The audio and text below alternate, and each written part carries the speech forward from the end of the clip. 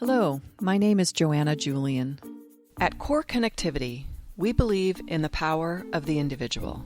Therefore, we recognize that the spirit of power and love in every human being must be defended one heart and mind at a time. So we advocate for this truth by educating people about the simple steps to create a more peaceful version of family by honoring their chosen faith as empowerment. This was my response to the power crisis mobile connectivity introduced to the parent-child relationship. In addition to the benefits of more efficient communication and personalized learning, mobile connectivity also brings the world in closer and exposes youth to adult issues at earlier ages. When it is possible to believe that everything you need to know you can simply Google and conceal, imparting wisdom is more challenging than ever. So the 3 areas of concern parents must be prepared to address with children in mobile connectivity include bullying, addiction, and exploitation. Navigating social media with your child. Distracted living is the greatest challenge for growing up and parenting in the social network. It poses a strain on the personal attention devoted to nurture the parent-child bond. Because the technology seduces us away from being present when we are physically with others, we are not giving one another quality attention. Compounding the multitasking lifestyles we lead is the fact that our children's childhoods are informing them radically differently than those of our own. Parents are truly at risk of being perceived as ignorant and irrelevant as they offer feedback and instruction that does not factor into the reality of the child's experiences on and offline. The plethora of apps, over 1 billion and counting, enable children to access educational routines, games, experiences, and communities, including texting apps for free, and they do not require a phone number assigned by your mobile communications company. Many parents do not realize, for example, that free texting apps such as Kik and WhatsApp can be downloaded and assigned numbers independently from your ISP. Other social media apps that are geared for adult audiences that are very popular with youth include Tinder, Chat Roulette, Snapchat, Vine, and Yik Yak.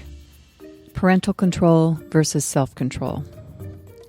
One of the most common temptations of the modern parent is to seek control over the devices and their children. Parental control settings have limited value, more like the training wheels on a bike.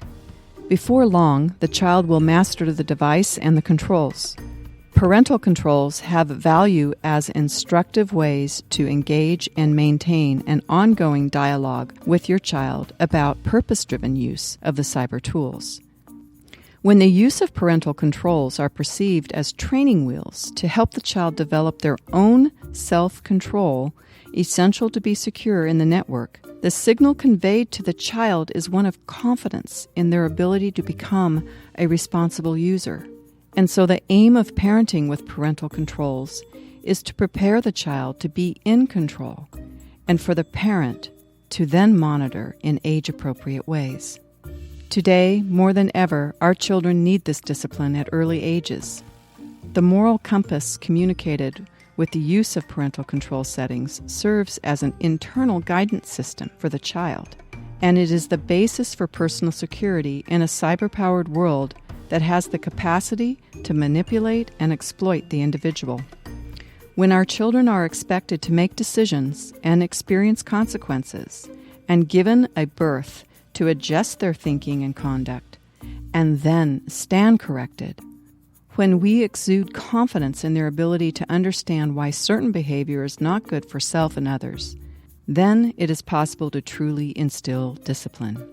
Note, the word discipline is a noun derived from the Latin word disciplina, teaching or learning. In Webster's dictionary, the first definition is punishment. The remaining definitions pertain to instruction, self-control, and a system of rules governing conduct. So I ask you, what type of discipline do you want your child to experience?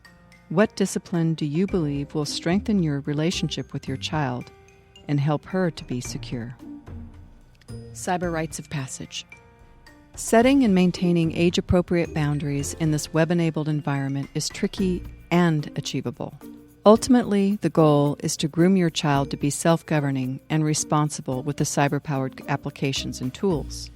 Rites of passage typically provide some definitive criteria for conferring roles, responsibilities, rights, and privileges, and also social standing to individuals as they mature in society.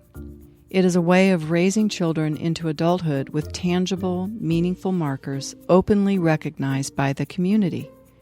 Some traditions, as examples, include baptism, marriage, and coming of age, bat and bar mitzvah. The rites of passage for use of cyber devices and apps are presented into 5 levels: Tiny Tot, Early Ranger, Ranger, Early Explorer, and Explorer.